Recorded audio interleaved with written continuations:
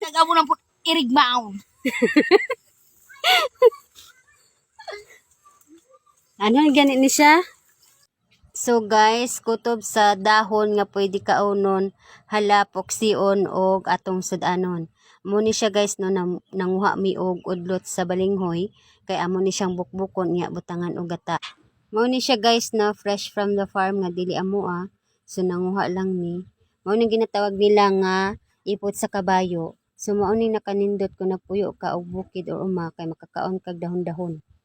Pagkahuman nahugasan ang dahon sa balinghoy, amo na ning slice pino guys para dili siya lisod, inigbukbok, dali lang siya mapino. So daghan mi nag-assign ana, daghan among nakuha ana nga time.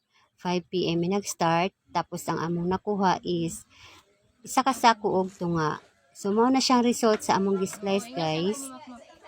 O pagkahuman ana bukbukon. So lahi pud ang naka-assign sa tigbukbok. Kanila ginagdako ta sa bukid or uma, mukaan siya tagsagbot. Basta kutob sa mauyunan lang. O lahi pud ang na-assign sa magkagod, mao na siya. Ug mao na result sa binukbok nga udlot sa balinghoy guys. Wal pa ni kani guro ka kwan. Amo ning pagkaon nga pinaka Puti. puti. Hago kayo. Pero pagkauno na perte man. Sabi niya, And kompleto na na-slice na ang lamas na ay ahos, bombay, luya o tanglad. Then para lami ang lasa sa ipot sa kabayo, na butangan po na mo og sili na labu. Muna ni siya tanan guys ang binukbok nga udlot sa balinghoy. Unya, butangan ni siya og gata. Ikaduha ni siya nga puga guys sa gata. Kay mao ni siya ang isabaw dito sa binukbok na balinghoy.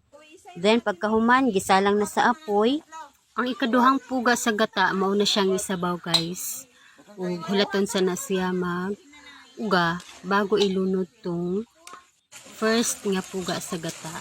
Muna siya hulaton gina siya nga maglanalana kay para mugawas jud ang ihang lasa. And mao lang na, salamat.